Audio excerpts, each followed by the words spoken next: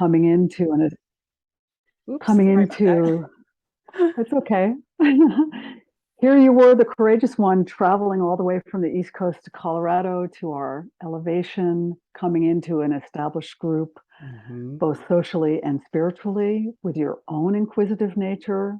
And so I looked across that room and saw a brave, unapologetic woman. And I think we recognized each other in that moment. So it's nice to be back together. Thank you so much for that. I appreciate that. I apologize for the record thing. I forgot to hit record. None of us is perfect. What a relief that is. Well, and that's the importance of this show too, because this show is for women and we want to be like, okay, we are not meant to be perfect. That is just some BS kind of conditioning that our culture tries to make us believe. And it's just not true. So I forgot to hit record. You're going to hear record. Like, it's okay. Yeah, I didn't want to miss recording this whole show because it's going to be so amazing.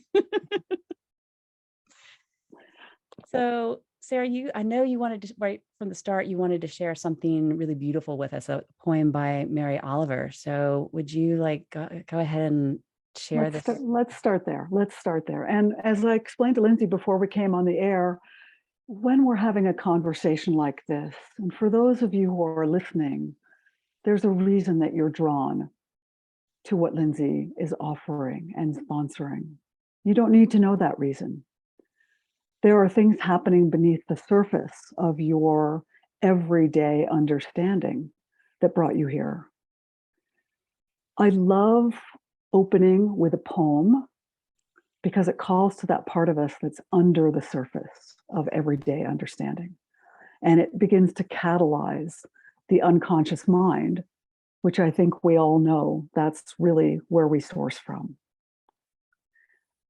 So let's invite our friend Mary Oliver, recently deceased poet, known as a woman who didn't really care for other humans that deeply, but had a deep relationship with nature. And I've heard it said of Mary Oliver, who lived on Cape Cod, for someone who knew so little about humans, her poems about nature reveal so much about us. So true. I just got chills when you said that. Yeah, how beautiful is that? And that's our topic today. So let's just drop in and please make yourself comfortable. And if you're in a place you can gaze at the window or perhaps let the eyes come to closed, just softly gazing. Here is wild geese. And Mary Oliver writes, you do not have to be good. You do not have to walk on your knees for 100 miles through the desert repenting. You only have to let the soft animal of your body love what it loves. Tell me about despair, yours, and I will tell you mine. Meanwhile, the world goes on. Meanwhile, the sun and the clear pebbles of the rain are moving across the landscapes, over the prairies and the deep trees, the mountains and the rivers.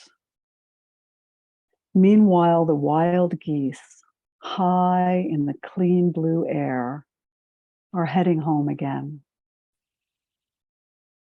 Whoever you are, no matter how lonely, the world offers itself to your imagination, calls to you like the wild geese, harsh and exciting, over and over, announcing your place in the family of things.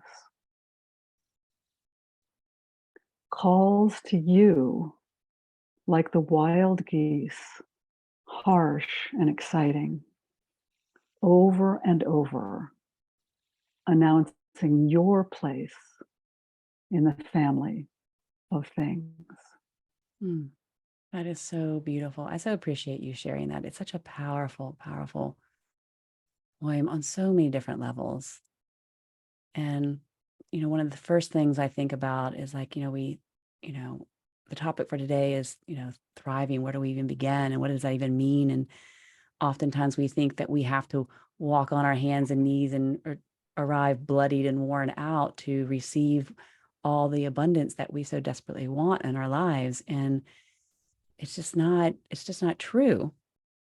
And so, thriving for me is just being able to move towards my goals in spite of the challenges of my life, and have some joy and fun while I'm doing that. Because then otherwise, what is the point?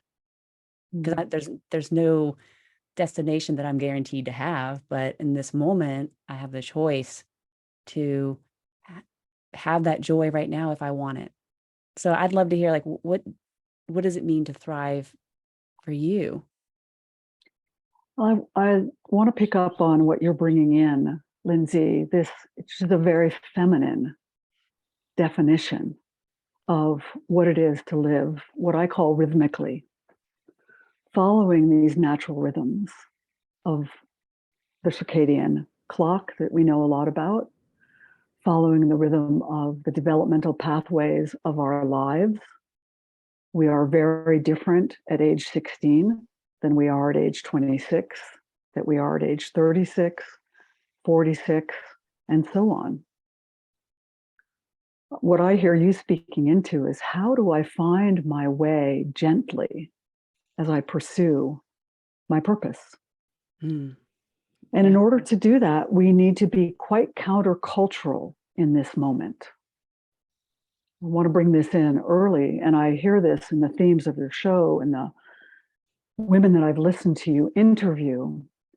What we're surfacing, I think, collectively, is this idea that culture, mainstream culture, has gone off the rails. And it's glorified burnout. It's glorified pushing against. It's glorified dominating our bodies, etc.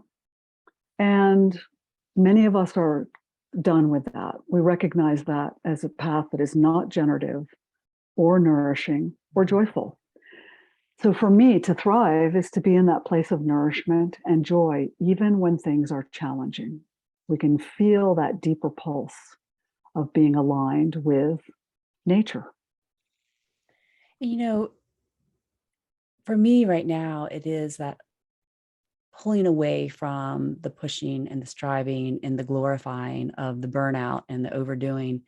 And it's not easy. It's so ingrained in me. And this is totally embracing a more feminine approach is very new to me. I mean, very new, but I can feel like that part of me that it just wants to come forward and have presence now, because I'm exhausted from being exhausted.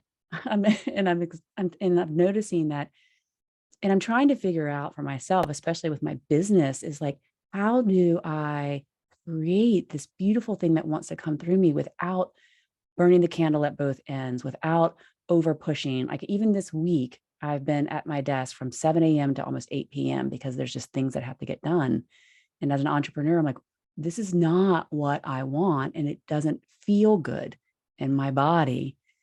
So I'm learning how to bring the more feminine approach in, and how can we have a feminine approach and still be successful for whatever that means to us, and still thrive and have joy in that space of creativity and love, and without just coming across the finish line bloodied. Yeah, no, I think you're asking a very important question, which is very resonant for me, and my guess is for many in your audience. We're coming out of 5,000 years of masculine principles dominating culture. And this is another longer conversation where we could look at a timeline and look at history. But suffice it to say that for the last 5,000 years, patriarchy has been the dominant scaffolding for the way we have constructed culture. There are many advantages to that. The masculine model has brought me my iPhone and that airplane that I get on to come see you when I fly from Colorado to Virginia. I'm in medicine. And I see how that the masculine, linear, penetrating approach to solving medical problems has brought us antibiotics, vaccines, cesarean sections. I'm the mother of 3, and I'm a mother who would have died in childbirth with her first child had it not been for an emergency cesarean section. I would be in one of those graves that we see in older graveyards where the mother and the infant are buried together. So this model of the linear, penetrating dominance model has brought us many, many gifts. But now, as all things do, it's turned a corner, and we find that our planet is suffering from being dominated by us. And the feminine has suffered by being over-dominated by the masculine. So nature comes out of balance. We see it now everywhere. You and I talked earlier about how last summer in Colorado and in Virginia, it didn't rain. Everything was parched. Mm-hmm. So we look for these resumptions of cycles and of balancing. And when we come away from the non-linear during our daily work, and we get up from our desks and we move and we breathe and we dance for 5 minutes before we sit back down to do that wearisome work that we often must do with technology, we can have the pulsation between the softer way of being and the more penetrating way of being. We all struggle with this. Yeah. And, for me, it's like just remembering to pull away. I bought this little mini trampoline that I have. And I was so A resistant. rebounder. Yes, it's a rebounder, because I thought these things are so goofy. This is not really like exercise, but I didn't buy it for that. I bought it because I get on it and jump up and down to connect to joy again. And I laugh, and I put some music on, and I kind of get silly and goofy in that moment. Perfect. And in that moment, I feel like I get reconnected to my creativity, because my work requires a lot of creative output, and I just need that break. But it's just like how to pull myself away in that moment, because that penetrating linear approach can have so much momentum. It can be really challenging to think, oh no, I need to stop this train. Yeah, beautiful. And you start your show with breath. You're teaching us a new way, a new habit of coming into a space and opening a conversation by grounding through the breath. What a beautiful moment of leadership that is, sourcing from you, Lynsie, that you invite us to use our physiology to prepare the ground for a conversation. And I just feel like whenever we do that, it's like if we're doing it together, then we're suddenly in the same energetic field, and we're much more present for each other. And there again, there's another feminine principle, that one of coming together, that principle of collaboration, the idea of sitting in a circle where we look across at one another. This is, again, another very feminine principle of how we might organize ourselves in order to shift culture, to balance the linear, the penetration, into the more collaborative, circular way of being. And so is this how we've gotten so out of whack in our bodies? I mean, because like we consider the new normal to be where we are, patting ourselves on the back for working ridiculous hours, or we almost feel ourselves get puffed up and proud of how hard we work and how tired we are. And we make jokes about it all the time, but it's almost like we're wearing it as a badge of honor. And it's just like, wait a second, I have to, like, how did we get to this point where we're just thinking that it's normal to be exhausted, to be worn out? So we can start on this. We will have to go to a break shortly, but let's just go ahead and dive in, and then we'll give it a few seconds. Yeah, when we come back, let's dive deeply into that. And I just pulled a quote from the CDC. Being sleep deprived isn't a badge of honor. It's a threat to your health. It's not a badge of honor. It's a threat to your A health. threat to your health. So let's talk about sleep when we come back from break, shall we? Okay, that sounds great. So if you're listening, please don't go anywhere because we're having an amazing conversation with Sarah Hutchinson, who's a certified yoga and Ayurvedic educator, a women's leadership mentor, and an Enneagram coach. And she's sharing with us how we can bring resilience back into our bodies and minds and stop, wearing a badge of honor of exhaustion and burnout. And while we're on break, go ahead and go over to the Women Thriving Unapologetically Facebook group, because then you get to see Sarah and me, and then we'll be hanging out after the show for a little after party where Sarah's going to be sharing more with us during that time. So we'll be right back with Women Thriving Unapologetically. All right, perfect. All clear. Back in about 2. Okay. Good. Yay. Yeah.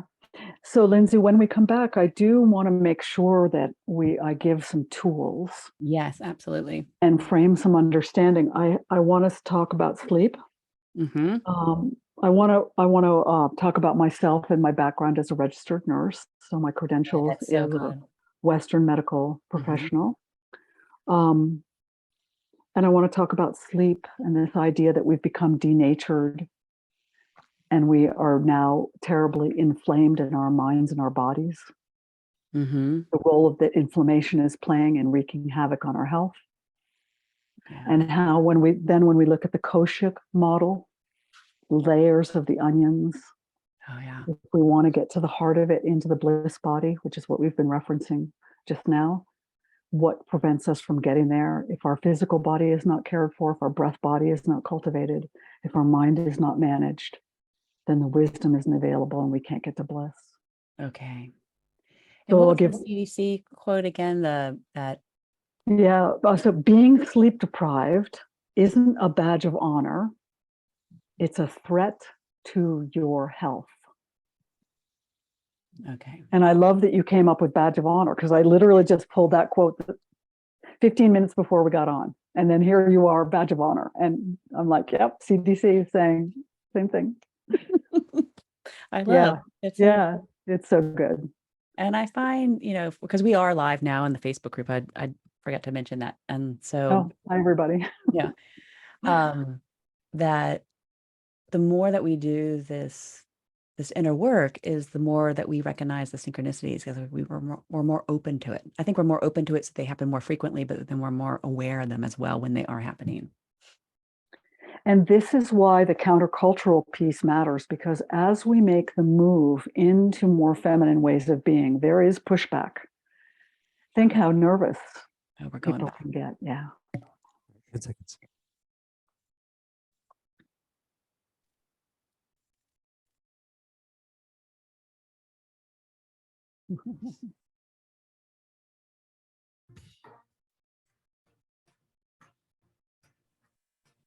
You're listening to Women Thriving Unapologetically with Lynsie McKeown.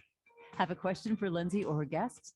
Want to share your story? Email Lynsie at thrivingunapologetically@gmail.com. That's thrivingunapologetically@gmail.com. Now back to the show. Here again is Lynsie. Welcome back, everyone, to Women Thriving Unapologetically. I am here with Sarah Hutchinson, and we're having an amazing conversation. And I want to dive right back in. We left for break on this idea that being sleep deprived, it's not an idea, it's actually from the CDC, that being sleep deprived is not a badge of honor. It is actually a threat to our health. So, Sarah, let's just dive into the importance of sleep and why we're not getting it. Absolutely. And I just want to remind our listeners and people watching us on Facebook, my background is 43 years as a registered nurse. I have done my time as a Western medical professional with great gratitude. During those 43 years, I worked everything from hospice to newborn ICU, emergency room. I was a school social worker. I had an opportunity to take a look at humans in many, many conditions. And I always had questions about why some people got sick and where disease came from. What's happening now is an unprecedented epidemic of the deterioration of the mind and the body. And you all who are listening know this because you yourselves have been ill, or you have somebody you know who's close to you who has an autoimmune disease or cancer, which is an autoimmune disease. You know people who are suffering, and perhaps that is indeed you. One of the primary reasons that we are ill is because our sleep is we are so deficient in sleep. Our sleep is so unhealthy. I follow the sleep data and research quite closely. And right now we're running about 35% of Americans get less than 7 hours of sleep per night. And I would contend that number is higher, but that's the official number. 7 hours is considered a minimum for healthy sleep for the body and the brain to regenerate and be ready for the next day. When we do not sleep well, our bodies become confused and our minds are easily overwhelmed. The other salient fact here is poor sleep leads to a weakened immune system. Mhm. And our experience of pandemic has brought forward the critical importance of a healthy immune system. Absolutely. So the sleep statistics are very grim. 1 in 20 of us will fall asleep at the wheel in the next month. Oh, wow. In the next month. 1 in 20. And per I want to month. bring forward, during our yoga nidra training together, we had to read as a required reading the Matthew Walker's book, Why We Sleep. And I loved in that book how he highlighted that sleep deprivation is more dangerous than driving drunk behind the wheel. Absolutely. And the reason we're getting a lot of funding for sleep research is because of the impact that sleep deprived employees have in their employment settings, whether they're working in a factory or perhaps it's your attorney who's managing your situation. If they're sleep deprived, their work is not going to be up to par.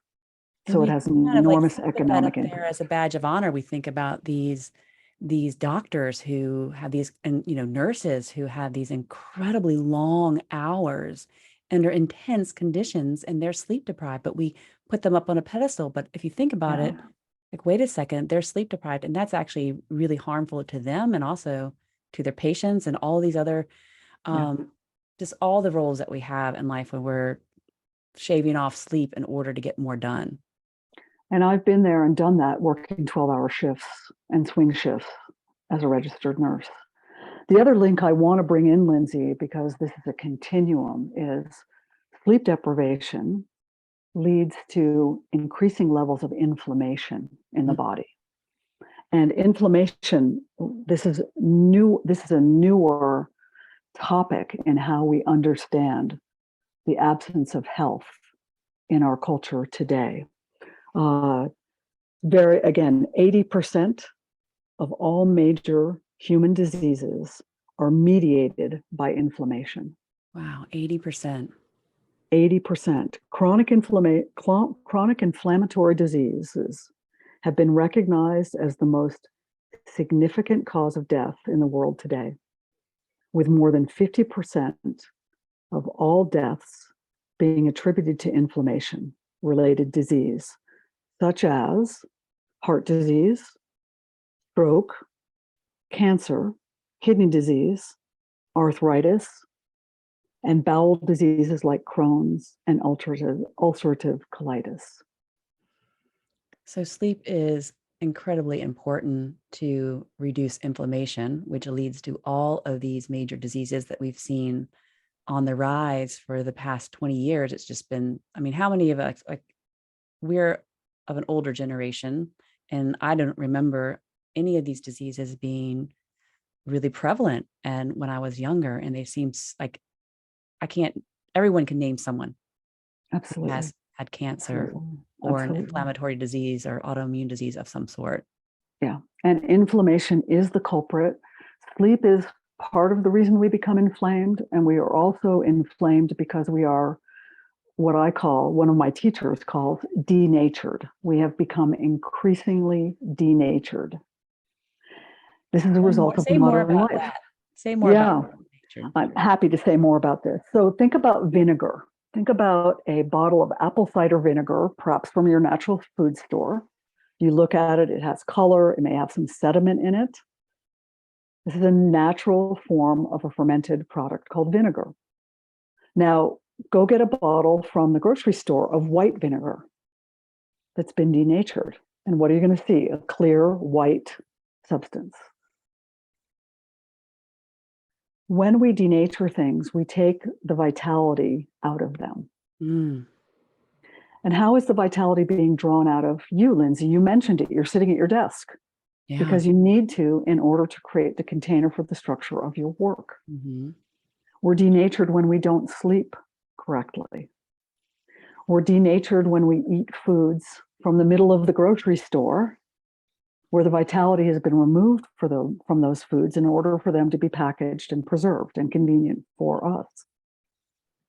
We're denatured when we don't spend time in nature, walking in the forest, walking on the beach, taking our shoes off to walk through that grass that's laden with dew in the morning and watch the sun rise. One of my favorite things to do. And this is a practice in Ayurveda, which is one of the strands that I bring into my work. Waking up and walking into the rising sun, barefoot in the dew. So what do we It do? replenishes the senses. So many of us that don't have, feel like we don't have the time to do that, or we're just not in an area where we can do that. I mean, I actually have to get in my car to go to a place where I can walk Yeah.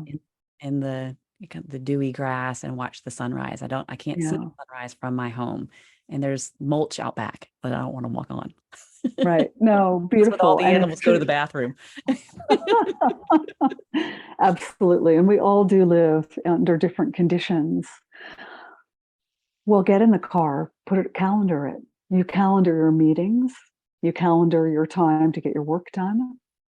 When we begin to choose and intend to become healthy and well in all ways, we begin to calendar things like getting in the car, driving 5 minutes to the park, walking in the dew, and watching the sun come up. Make a date. Make a date for yourself. Make a date for yourself. Make a play date to be in nature. We see forest bathing now in other countries, and we're starting to see it now in the United States, where you can be trained as a person to take people into the forest for purposes of being in nature. Mm-hmm. In Canada now, you can be prescribed time in nature as part of Parks Pass, if your doctor writes a prescription for that. So in our modern lives, we often need to calendar this time in nature that is indeed so healing and helps us reset. Could you imagine, in American culture, getting a prescription from your doctor that says, okay, and you present this to your boss and say, hey, here's my prescription from my doctor that I need to take time off and go walk in nature.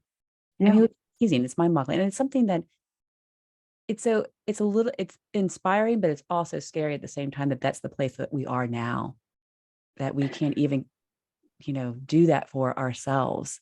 Yeah. We're not even recognizing how denatured we are and how that is a key piece to bringing us back. Right. We quickly become forgetful. And again, I want to bring in this idea that the way we're speaking into this today, Lynsie, is very countercultural. Consumer culture calls us to do just that. It calls us to consume. It invites us to see ourselves as broken and deficient. So we will then purchase a service, purchase a product, see ourselves as pathologically disturbed and in need of being fixed. That sets up an opportunity then in end stage capitalism. And again, I'm a fan of capitalism, but not end stage, which is where we are now. It sets us up to be chronic consumers and to be chronically disappointed when I get the new car. And for the first 6 months, I'm thrilled because people are impressed. It smells new. I'm so psyched to have this car. But then after 6 months, I want something else big and new in Mhm. order to bring my dopamine back up, because I've been to hitting the purchase button, writing the check, offering the card gives me a rush of dopamine and I feel good. And this is what a shopping addiction is. Mhm. Now, I'm not saying go live in a cave and don't buy anything. I love buying stuff, but I do it consciously to the best of my ability. I recognize that I'd rather get my dopamine hit by calling you, right? And having a laugh And having connection. Yeah. and connecting and being vulnerable together and being creative together, or going for that forest walk together, even just walking to the park. That's more satisfying. I'll tell you a story. The presidential election that brought Donald Trump into the presidency, that morning I went to bed with a sense that Donald Trump was going to be the next president. My alarm went off at 4 o'clock the next morning. My phone was in my bedroom, which is not my habit. Typically, my phone is outside my bedroom.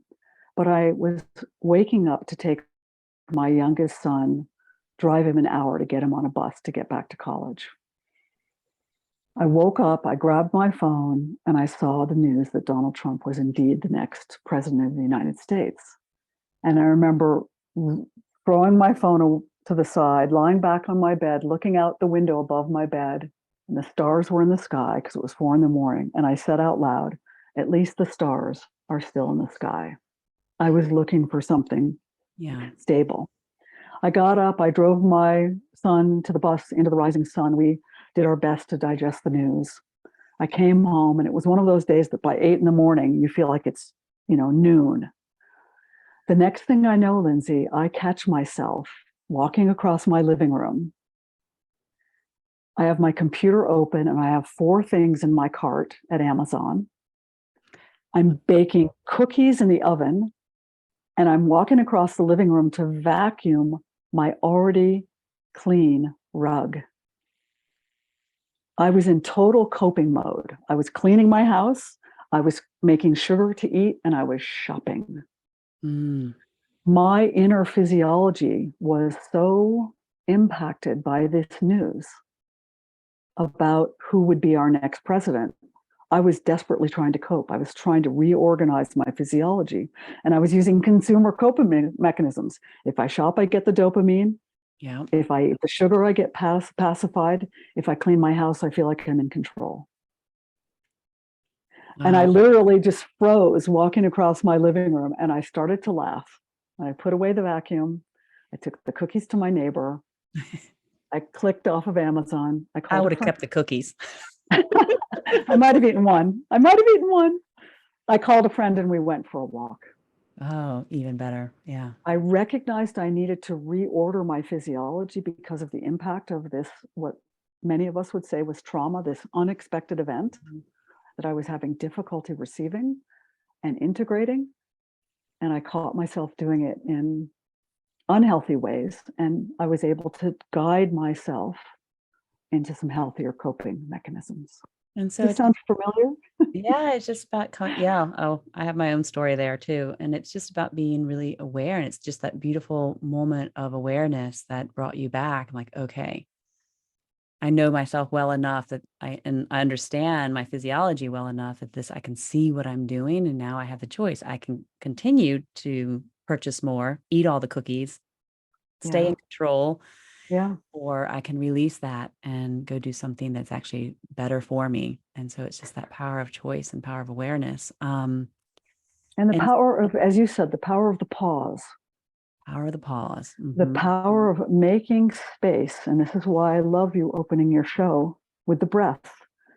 Because when we breathe with awareness, we create spaciousness. And that's when we can listen and remember and be guided into more sustainable ways of responding to what it is that's before us. Yeah, instead of the reaction or just being asleep to what you're doing, which I think a lot of us are, and we're all guilty of that, but we just want to have more moments of awareness and wakefulness so that we are making the better choices towards living the way that we really want to live, which I believe everybody wants to have more happiness and joy and ease and less stress.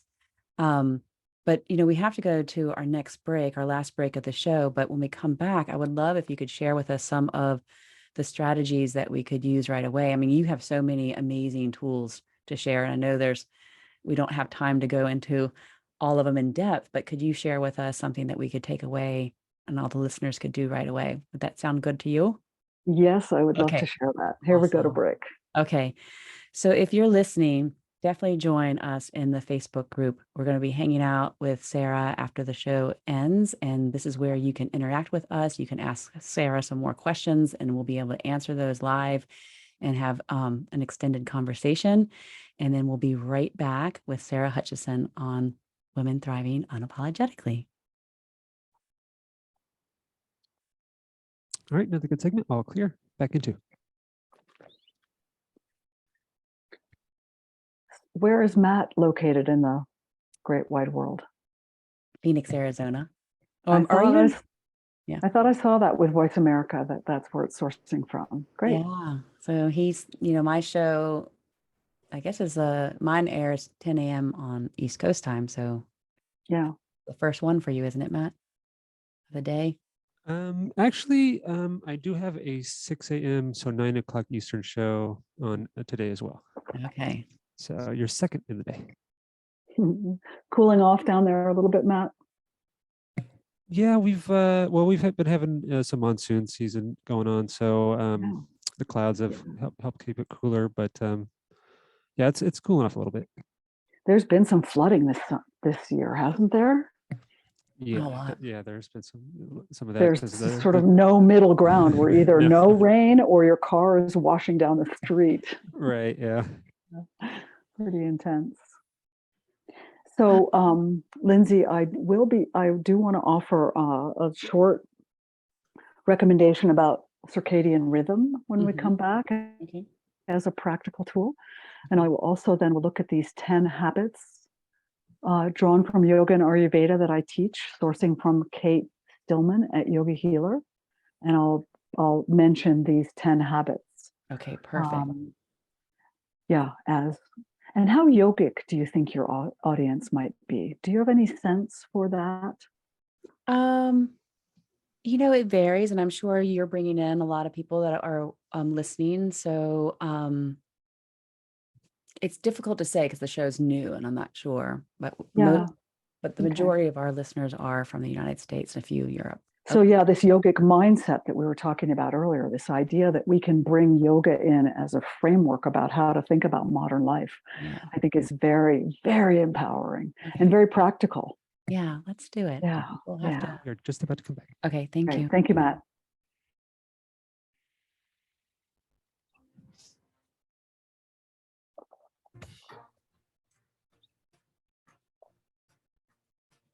You're listening to Women Thriving Unapologetically with Lynsie McKeown.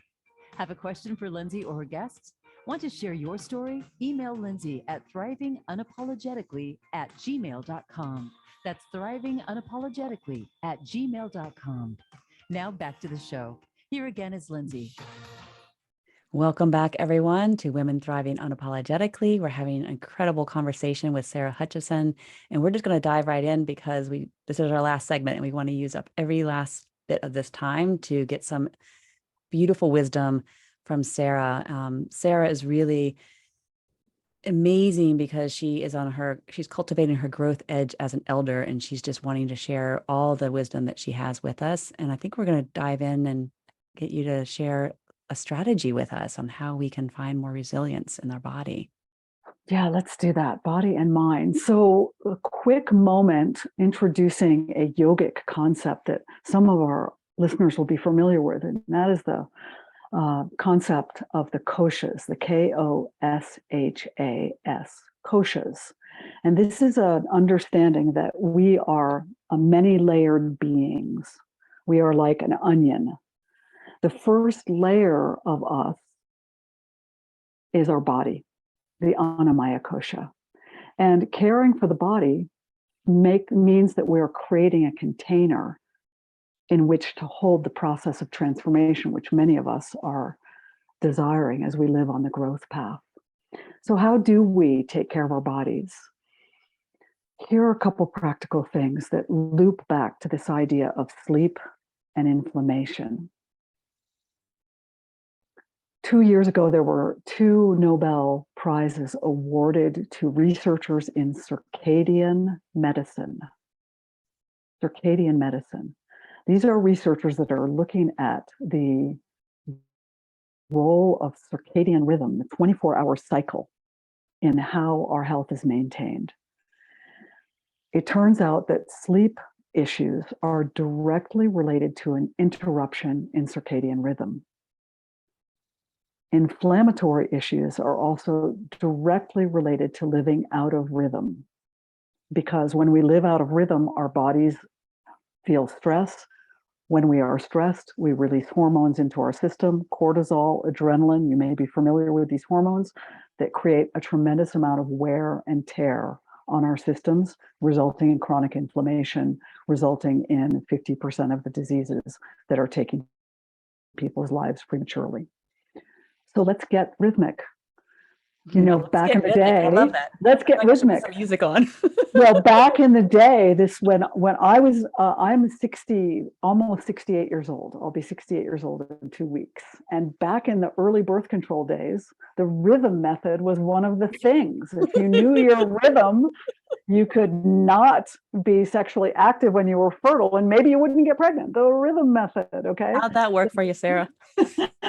Well, we could do another show about that, Lynsie. Want to? Yeah, sure. Lots of people would listen to that. So the rhythm method for the elders is about circadian rhythm. And it's about this understanding of this 24-hour cycle. And how do we come into synchronicity with this cycle? So our bodies are literally pulsing at a cellular level with the cosmos. Now that's a big idea, and we don't have time to go into it now, but this is what I teach. How do we come into rhythm with the 24-hour cycle, the seasonal cycle, the cycle of our lives, and indeed the pulsation of the moon and the stars and all the rest of it? That's when we're healthy and well in all ways. So how are we going to do that? How about trying to eat dinner earlier and have it be lighter, so you're not going to bed with a full belly, and that digestion needs to happen while you're asleep. We all know how it feels to have a food hangover. Yeah. So one of the habits that I teach, and these are habits that are sourcing from my colleague Kate Stillman's work, are the immediate advantages of lighter, earlier dinners. Okay. We then flow into this idea of why we should listen to our bodies and our body clock and go to bed before 10 p.m. Remember, being sleep deprived isn't a badge of honor, it's a threat to your health. If we're in bed by 10, our physiology can then behave normally through the night and we wake up feeling great. Then when we wake up, what if we were to start with a vibrant, energized, intentional morning routine that pushes us into the day or welcomes us into the day on our game? I So like developing, more like welcome you into the day. yeah, welcomed into the day with Dinacharya from Ayurveda. Mm-hmm. And many of us work out. We know we're smart enough to know that we want to move our bodies because that makes us feel good. What if we can move our bodies in coordination with our breath and amplify our sense of vitality? It's a simple thing to learn, breath, body movement. And it doesn't necessarily have to be, when we think of that, we automatically think of yoga, but it doesn't have to be necessarily yoga. You could just moving your body with your breath can be dancing or just letting your body, whatever way your body wants to move in that moment. Absolutely. Or doing some breath work and then some physical and coming back to breath. There are a variety of ways to do it. In the Koshas model, the first layer is the body, the next layer is the breath. Mm-hmm. So when the body and the breath move together and come into synchronicity, we get to the third layer of the koshas, which is the mind, the M-I-N-D. So when body and breath learn coordination, we can have access via our nervous system to managing our mind. And I then we bet don't everyone on have, the show is probably like, okay, wait a sec, say that again, because how do I manage my mind? yeah, how do we manage our mind? Because one thing I hadn't mentioned yet is that the primary source of inflammation in our bodies is an overwhelmed mind. And we all have an overwhelmed mind. So to manage the mind, we become masterful with our nervous systems. In order to access our nervous systems, we learn how to breathe and move in ways that are coordinated, that allow us to feel, okay, now I'm on the dashboard of my mind. I can dial in. And I it's need a more beautiful. focused mind. I need a quieter mind. Yeah, everyone can do this, and you don't need a prescription. Everyone can do this. You don't need a prescription. And again, we call back to this these yogic sciences, weaving together with contemporary science and contemporary knowings, psychology, and we have this beautiful, accessible way to thrive. Mhm. Yeah. So we have So not going to eating earlier, so not going to bed with a full stomach, going to bed before 10 a.m. yeah, Getting up early or in the first thing in the morning, welcoming yourself into the day with some movement and breath. yes, yes. And then how about a plant-based diet? Doesn't have to be entirely plant-based. My physiology actually, when my functional medicine doctor looks at my labs, he can tell when I haven't been eating meat for a number of months. And he says, your physiology, your genetics, you need some animal flesh. Mhm. Please do that thing, which I do. But a primarily plant-based diet. Yeah, and I think people, I mean, I'm going to have Stacey Sims on, who's an incredible health and wellness coach, and she pushes for a plant-based diet. And it's also this idea that plant-based doesn't mean only plants. You can still get protein sources from animals, but you want predominantly Plant-based. plant-based. Yeah, absolutely. Easier on the Yeah. digestion, nutrients. That's where all you get all your nutrients. Yeah. And if you can eat locally sourced foods, which is getting easier and easier with farmers markets, et cetera, you're in sync with your nervous system, with your ecosystem. Yeah. And again, here we find this idea of pulsing at a cosmic level. I hadn't thought about that before, that I'm in sync with my ecosystem. Yeah. Yeah. I have a yard where there aren't animals and it's safe for me to eat. I eat dandelions, I eat the clover, I eat another plant here called shepherd's purse. All those things go into my salad. Mm. And it's so satisfying. Yeah. So are there any other strategies that you have? Yeah, I will go through these other habits. And again, we're coming to the end of the show, but just to give listeners a peek at the technology of these habits that we can adopt that can bring us into the deepest health and vitality and aging beautifully. We also are big on techniques for invigorating self-massage. How might we become comfortable touching our own bodies? Cleansing our lymphatic system with self-massage. Again, it's nothing fancy. How can we get involved in self-massage in the shower, sitting out on a towel, perhaps with some oil if you really want to get into it? This is a very important connection to make with the body. So these are all taking place at the level of those first two layers. Now we get to the seventh habit, which is contemplative silence.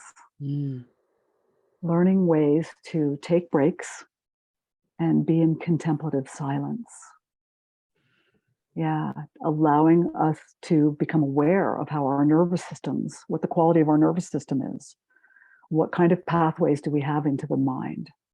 How can we help refine the quality of our nervous system and learn to more effectively manage our mind? And these are all so easy, like you said, accessible. And so Absolutely.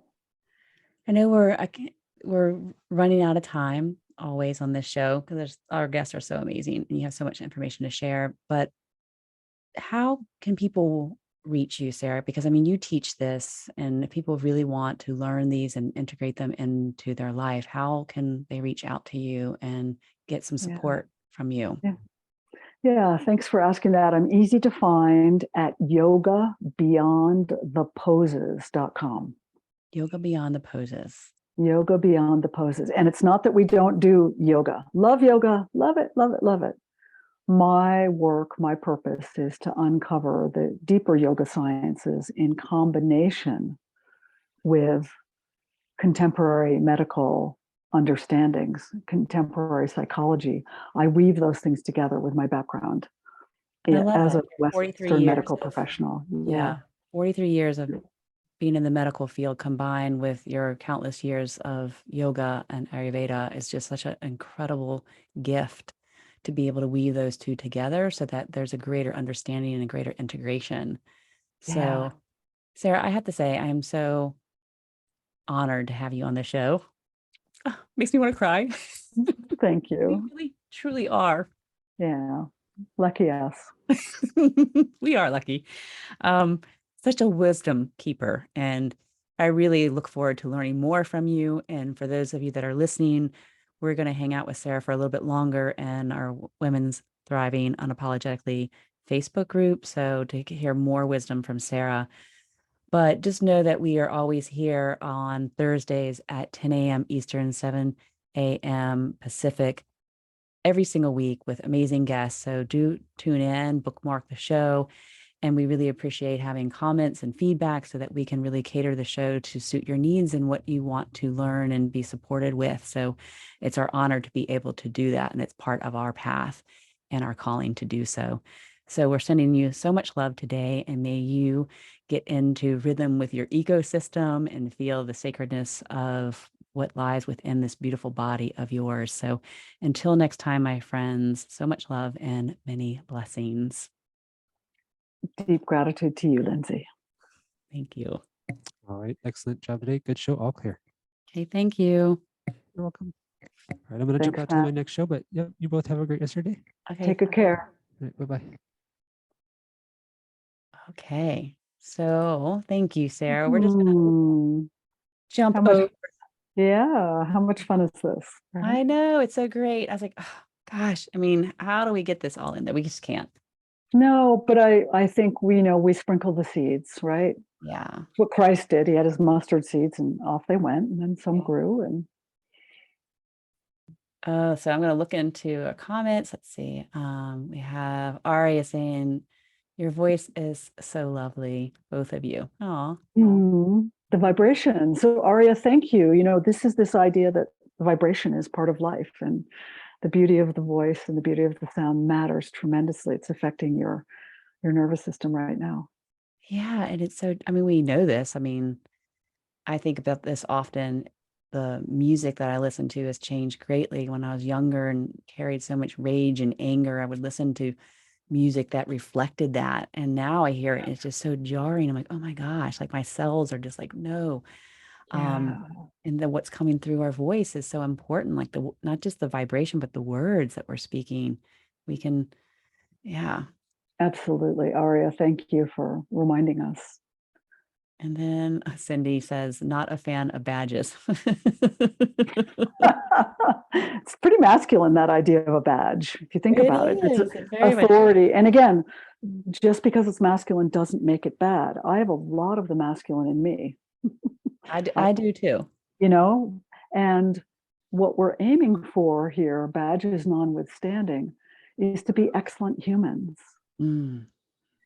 And so the healthy masculine, the healthy feminine comes together. It's Shiva and Shakti, it's yin and yang, to become an excellent human. And I look at what's going on in this conversation and the activity around gender, and I wonder if it's a deeper pulse of this idea of, can we take gender out of this and just be humans? Yes, I love that. Like I was thinking, what if you just woke up and you just saw, like, the first thing you saw, it was your motto for the day, like, how can I just be a better human? Be better human. Better human. Make it short. Yeah. Better human. Yeah. Well, this is why science fiction appeals to so many of us, because in a lot of science fiction, we see beings that are, you don't know if they're male, female, they're just beings. They're sentient, they're beings. Mm-hmm. So we can look to science fiction for this idea that oh, what is it to be an excellent being?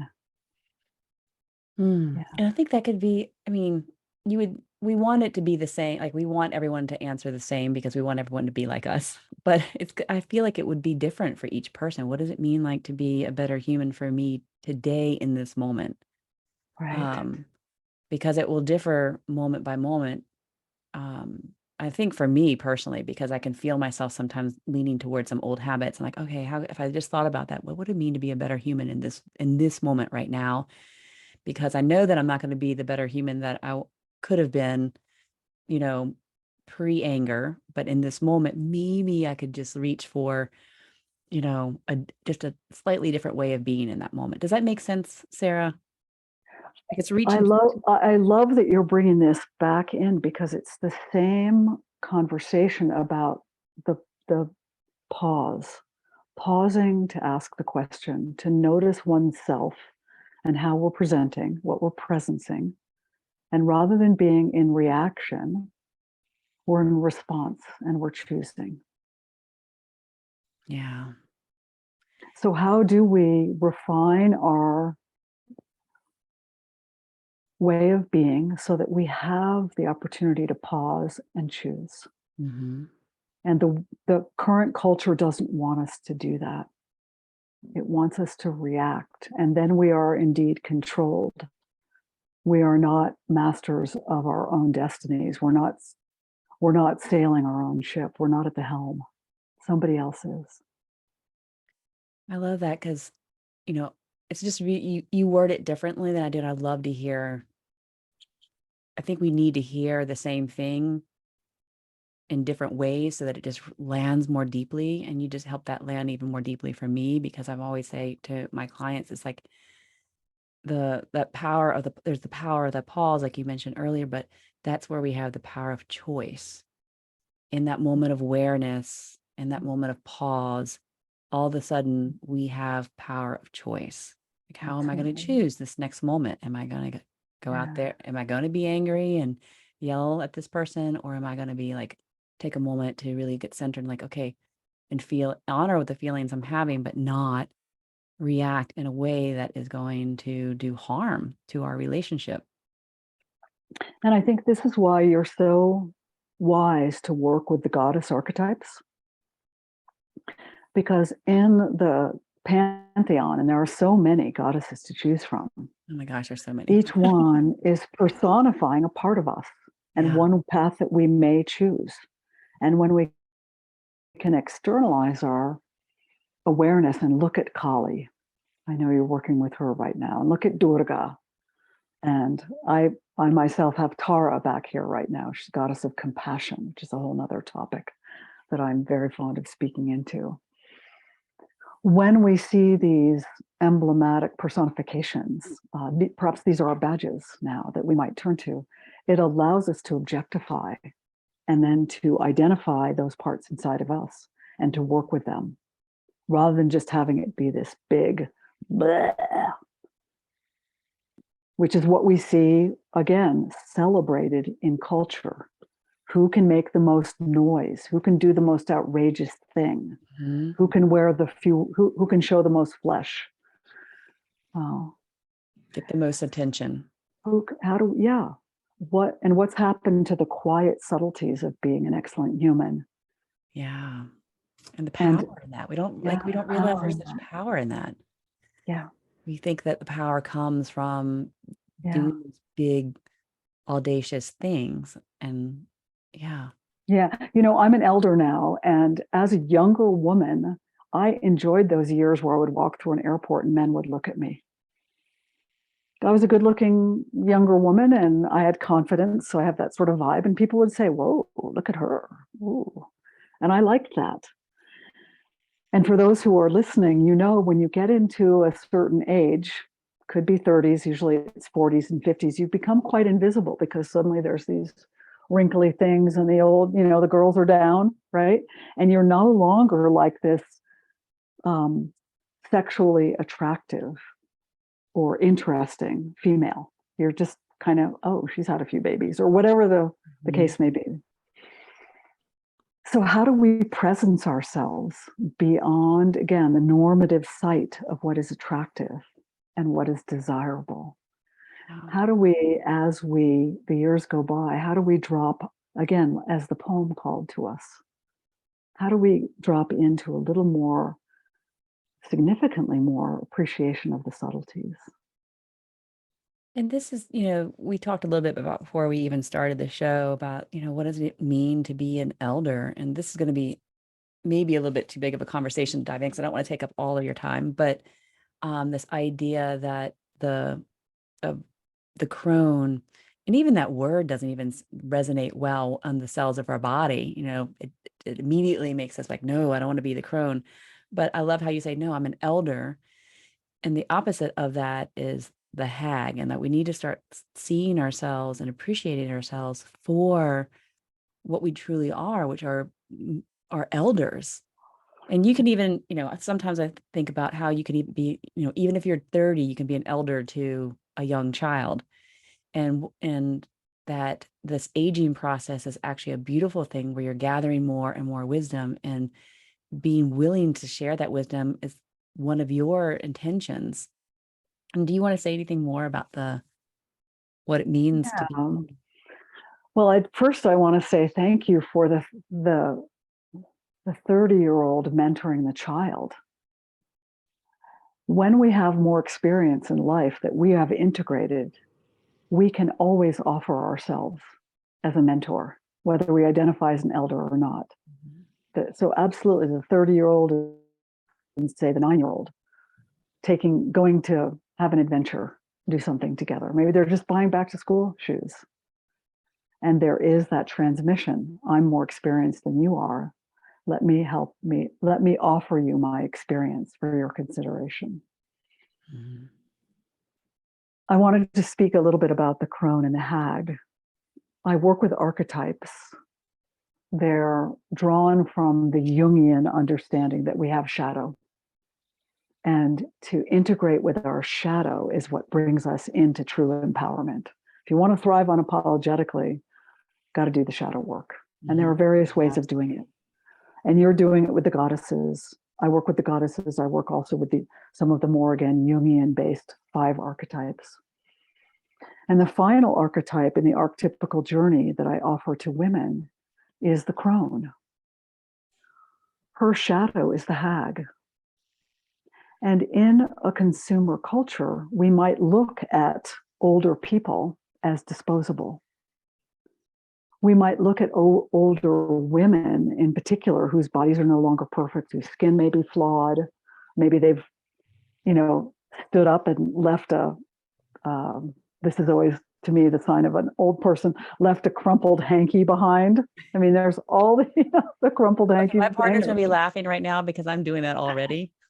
Okay. So however we might say, oh, that's getting older, the crumpled hanky, whatever it might be, the mismatched socks, whatever it might be, this negative bias towards elder being not helpful brings us the archetype of the hag. She's strident because her anger is unresolved. That shadow has not been surfaced and worked with. She feels invisible, so she works to make herself be visible. She's no bueno. She's just no bueno. What we strive to be at any age is the integrated feminine, which is the crone. She's wise, she's patient, she understands pulsation, she understands these cycles, these rhythms that I spoke about earlier. The old "this too shall pass." She knows how to be in the world, but not of the world, so that she can witness what's taking place. And she is the queen of the pause. The queen of the pause. The queen of the pause. The crone is the queen of the pause. And she understands there are greater forces at work. And part of our job of being excellent humans is to allow for those greater forces to come through us. Now, it's a hard-won thing to become a crone. You beat your head against life for a long time, and you work your way through the shadow. But then there you are as the wise elder, and you have a lot to offer. And how do you, there's this beauty that comes forward when you have all this knowledge and information to share, and you've integrated all the parts, and then how do we navigate in our culture? Like, here we are, these amazing women who are not actually viewed by our culture as worthy or having any value, and yet we are full of it. And so how do we bring that forward? How do we, we're the queen of the pause, but at the same time, there's so much to share. So how do we step forward and share that, and be appreciated for that? I mean, it just seems like it's such a big cultural shift that needs to happen. But what can we do now to start honoring our elders and honoring the part of ourselves that is becoming an elder? Yeah, and as you were coming into formulating this question you just asked me, I was wondering if you were asking in general, how do women come forward into culture and be seen and not dismissed or minimized? So you've brought a beautiful thing to my attention. There's a commonality between being an elder and being an unapologetic woman. Yes. We're both swimming upstream of cultural conditioning. And so I'll give you just some reflections for both. It's our work to refine our presence. And again, this means doing the shadow work. So we're not showing up angry, feeling that we are deserving. We're not showing up with an agenda. We're coming in, whether we're a woman, an elder, male, female, we're coming in clean with an offering of our authentic self, unencumbered by our unfinished business, or unencumbered enough. My youngest son, who's 32, asked me last night, "Mom, are you a feminist? Are you a feminist?" And if you're like me, I have 3 children and 3 grandchildren. You learn often to ask for time by asking a question after the question. So I said to him, "What is a feminist?" And he said, "Well, I think a feminist is an angry woman who feels like she's been wronged by men." Which a lot of people think that's the definition. Yeah. So I got good insight into what he was holding. I said, "Well, I'm not that.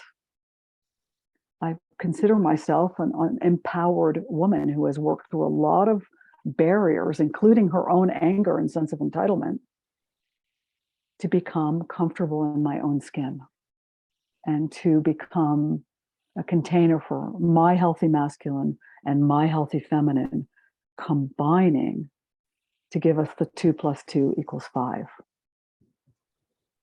Yeah. Now, does he see you as a feminist? I think he's grappling with this idea of how women are showing up in culture now. We've got everything from Cardi B to Hillary Clinton. We can cite a lot, Nancy Pelosi. Let's talk about her for a minute. Let's talk about Lady Gaga. Just has an amazing talk on Oprah about her own past and her emotional wounds and traumas. How do we presence ourselves as women coming into a masculine culture, wishing for there to be a greater feminine presence? Do we do it with anger and resentment? How do we do that and not be labeled? Yeah. And dismissed. You're just angry. In the relational field, there's some beautiful work going on, and I'll call out Terry Real, Terry Real. He's a therapist, and he made his name. He wrote a book about men's depression a couple of decades ago called "I Don't Want to Talk About It." He himself was a depressed and angry man. His father had been a depressed and angry man. He became a therapist, and he's like, "I want to know what this is about." He's doing some beautiful work. And one of the things he's saying to women is, if you come in angry at men in general because you feel you've been wronged, you're not going to have a successful relationship. It doesn't work that way. We can't do that dualistic thing. again, we're back to this nuanced idea of I am yin and yang. You are yin and yang. We are masculine and feminine. How do we bring the health of both of those together in order to be an excellent human? I know it's a big idea, but I hope it's helpful to our listeners to consider what is feminism and what does it mean to be an empowered woman? Yeah. I mean, I can't speak for all my listeners, but I can speak for myself. Like I was just, as you were speaking, I was like, this is such an honor. Like I do feel like I'm sitting at the feet of a wise elder. The hands, the feet. Good. Thank you for receiving. And yeah, and let's learning do it so again. much. Yeah. And let's do it again. And I said to you earlier before we came on the air, one of my greatest credentials is I'm a grandmother. Yeah. I raised 3 children and now they're raising their children.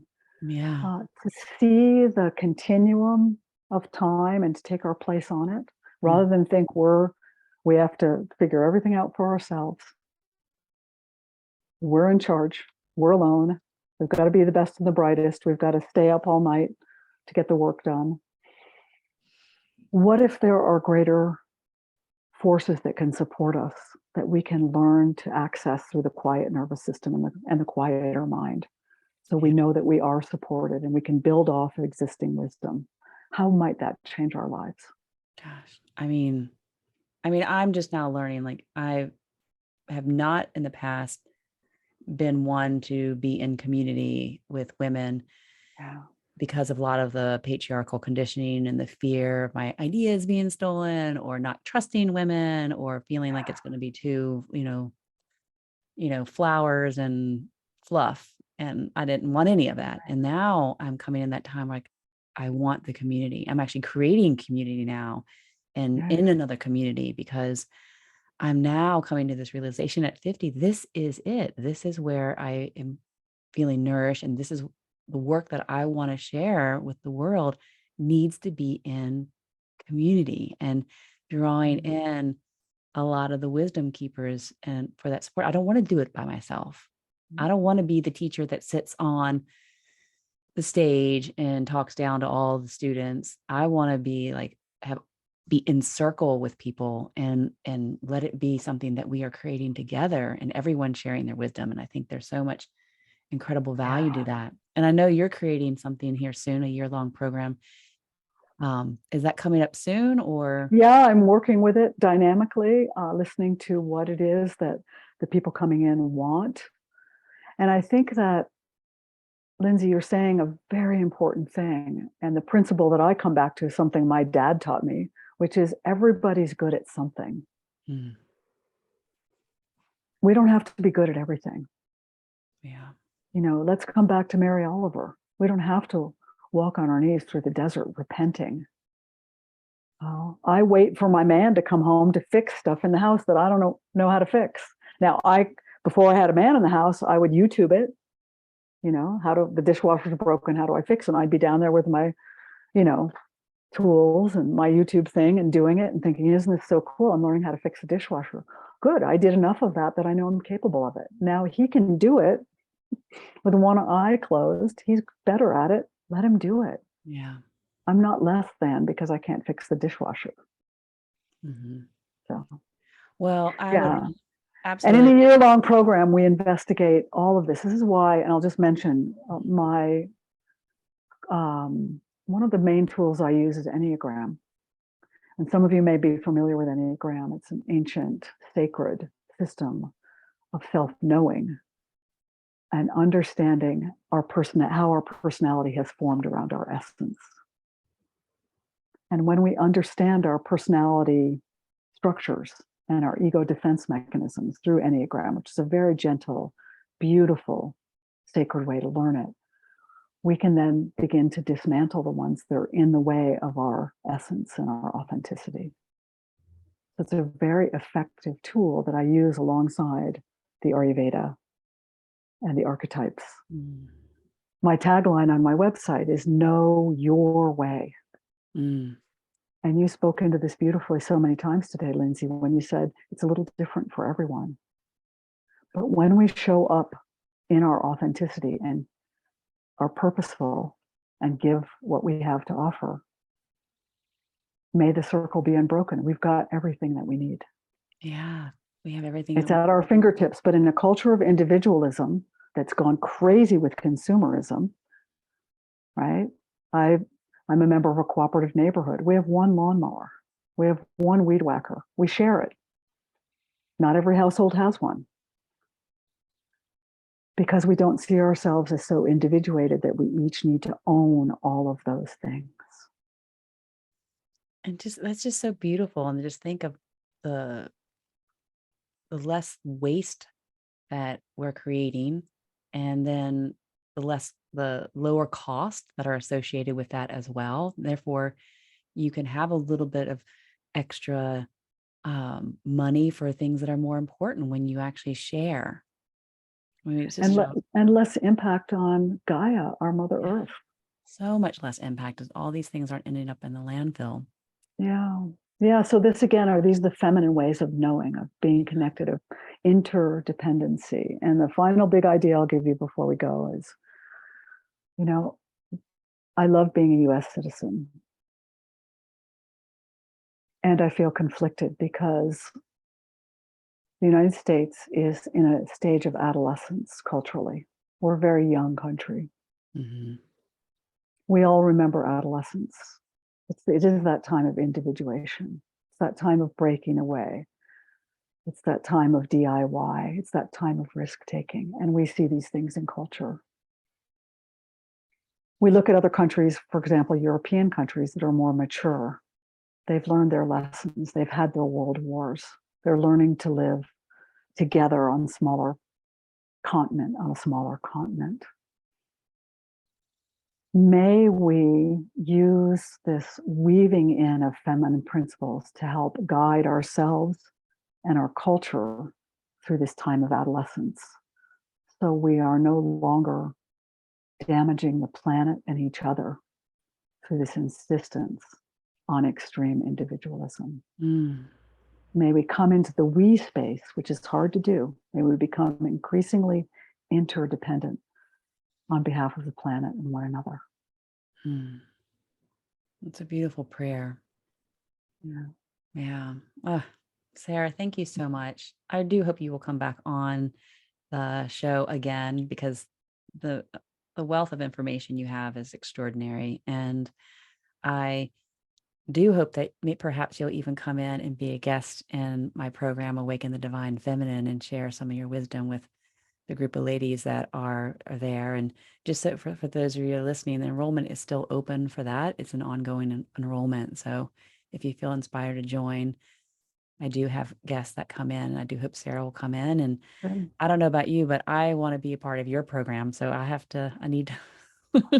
Good. I'll keep you posted. As I said, I'm just doing the developmental stage to make sure that what I am offering is meeting the needs of the people that I'm talking to. Yeah. And so it's a collaborative event to even launch the program. I'm no longer that person that says, this is what everybody needs. No, the question is, what do you need? What are your goals? And how can what I know help meet those goals? So that's the stage I'm in with developing it. Yeah. And yoga beyond the poses. Yoga beyond the poses. And I might be there with everyone else that's listening, because I tell you what, I just absolutely love learning from you. And that is part of being in our growth.